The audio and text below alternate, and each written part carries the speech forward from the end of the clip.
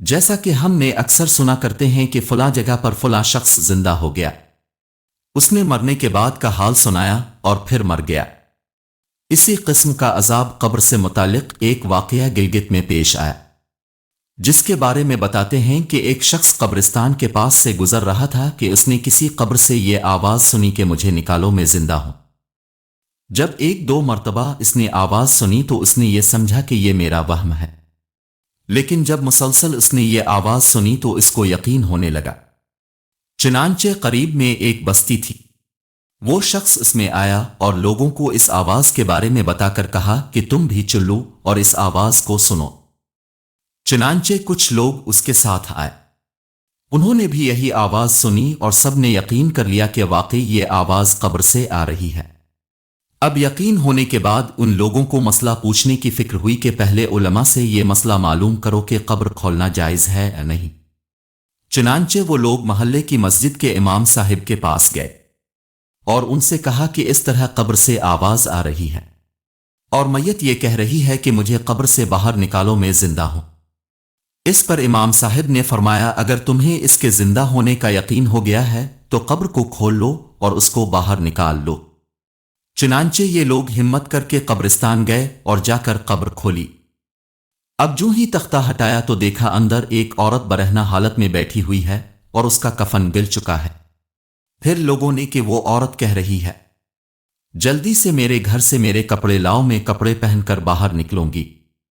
چنانچہ یہ لوگ فوراً دوڑ کر اس کے گھر گئے اور جا کر اس کے گھر والوں کو یہ واقعہ بتایا۔ اس کے کپڑے چادر وغیرہ لے کر آئے اور لا کر کے اندر پھینک دیے۔ اس عورت نے ان کپڑوں کو پہنا اور چادر اپنے اوپر ڈالی، پھر تیزی سے بجلی کی طرح اپنے قبر سے نکلی اور دوڑتی ہوئی اپنے گھر کی طرف بھاگ گئی۔ گھر جا کر اس عورت نے ایک کمرے میں چھپ کر اندر سے کنڈی لگا لی۔ اب جو لوگ قبرستان آئے تھے ان کو وہاں جا کر معلوم ہوا کہ اس نے اپنے کمرے کے اندر سے کنڈی لگا رکھی ہے۔ ان لوگوں نے دستک دی کہ کنڈی کھولو۔ اندر سے اس عورت نے جواب دیا، میں کنڈی تو کھول دوں گی لیکن کمرے کے اندر وہ شخص داخل ہو جس کے اندر مجھے دیکھنے کی تاب ہو، اس لیے کہ اس وقت میری حالت ایسی ہے کہ ہر آدمی مجھے دیکھ کر برداشت نہیں کر سکے گا، لہذا کوئی دل گردے والا شخص اندر آئے اور آ کر میری حالت دیکھے۔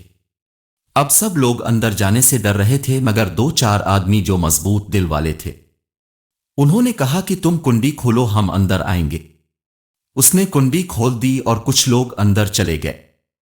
لوگوں نے اندر جا کر دیکھا وہ عورت اپنے آپ کو چادر چھپائے بیٹھی ہوئی تھی۔ جب یہ لوگ اندر پہنچے تو اس عورت نے سب سے پہلے اپنا سر کھولا۔ ان لوگوں نے دیکھا کہ اس کے سر پر ایک بھی بال نہیں، وہ بالکل خالی کھوپڑی ہے، نہ اس پر بال ہے نہ کھال ہے، صرف خالی ہڈی ہڈی ہے۔ لوگوں نے اس سے پوچھا، تیرے بال کہاں گئے؟ اس عورت نے جواب دیا کہ جب زندہ تھی تو ننگے سر گھر سے باہر نکلا کرتی تھی، پھر رنی کے بعد جب قبر لائی گئی تو فرشتوں نے ایک ایک بال نوچا اور اس نوچنے کے نتیجے بال کے ساتھ کھال بھی نکل گئی۔ اب سر پر نہ بال ہیں نہ کھال ہیں۔ اس کے بعد اس عورت نے اپنا نہ سے کپڑا ہٹایا۔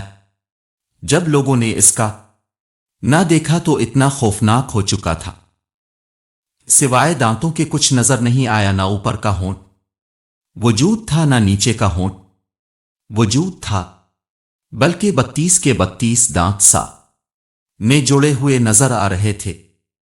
سوچئے اگر کسی انسان کے صرف دانت ہی دانت نظر آئے تو کتنا ڈر اور خوف الو ہوتا ہے۔